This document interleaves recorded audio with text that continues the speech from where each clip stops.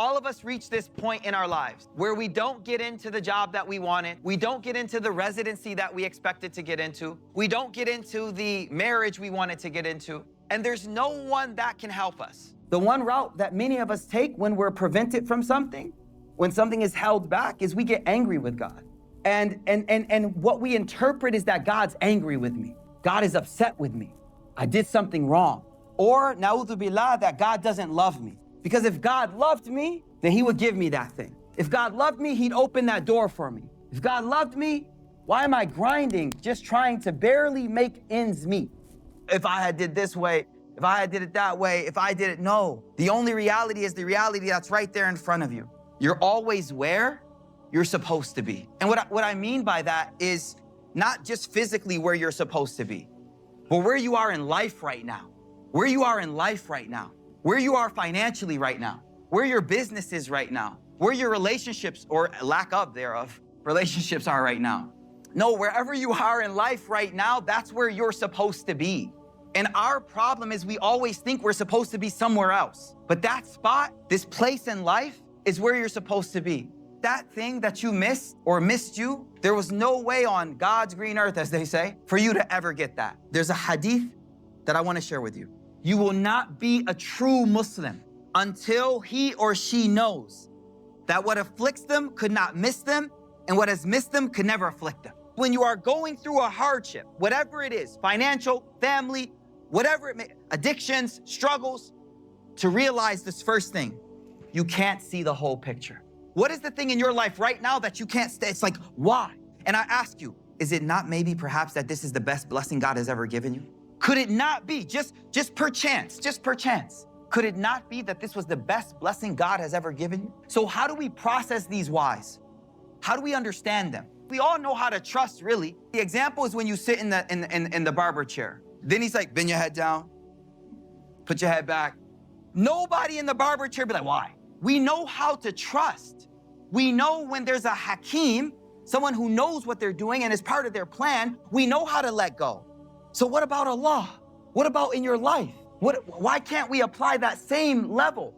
So there's a darkness that comes in hardships. It's not the hardship itself. It's the darkness of thinking that all of that we're going through is random without any hikmah, without any wisdom, just random things happening to us. And the tranquility and the light that comes when we realize that we are a part of Allah subhanahu wa ta'ala's plan, and that whatever we're going through is a part of Allah subhanahu wa ta'ala's plan for us.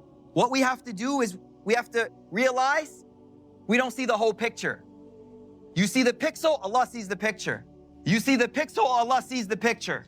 And anything zoomed in too far, you don't see what's really going on. And that's your life right now. That's my life right now. That's our life. Al-Hakim is the one that has a wise plan for you, and you are part of that plan. That plan is being played out on you. Now, if you sit in some hater's barber chair, you're gonna be tense, bro. But when you sit in the chair of a person that cares for you and has skill and knows what they're doing, you relax. Take the analogy over. We can relax. Why? Because not only are we part of his plan, but he loves us, yo. He loves us. Worst type of client in any field. The one that thinks they know what they're doing. And I thought to myself, the worst abd is the abd that thinks they know Allah's plan when they don't. And that's us so many times. Ya Allah, why? Ya Allah, why? It should be this way, Ya Allah. La, it should be the way that I intend for you. Stop trying to see God's plan and live it. You can't act in the movie and watch the movie. Now, don't get me wrong. You have to grind, Akram. You got to meet those people. You got to put in your work. Don't get me wrong. But there's a part of you that has to understand everything you're doing is formalities. It's all Allah subhanahu wa ta'ala. And it's all a part of Allah subhanahu wa ta'ala's plan. I grind. I work hard. I do my effort. But inside, I understand, I don't know where khair is. Only you, Allah, know where khair is. I don't have to understand God's plan to be pleased with God's plan. I don't know if good is in what I want or what I dislike.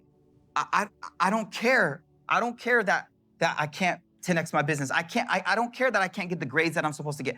I don't care anymore about what I like. What I care about is your pleasure, that's it. All I care about is, are you happy with me? Because you stop chasing the external thing that appears to be good and start searching for Allah subhanahu wa ta'ala's pleasure, and that's it. This doesn't mean that the hardship will be easy.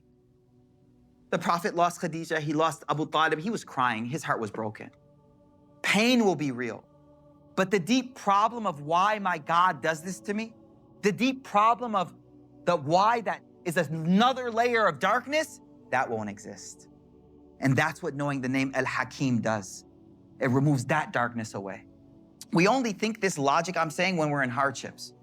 We never think this when we get the job. We never stop and go, yo, I just got leveled up, promotion like crazy. Is this actually good for me?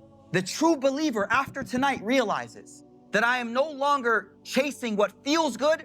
I'm only looking for what is khair, good.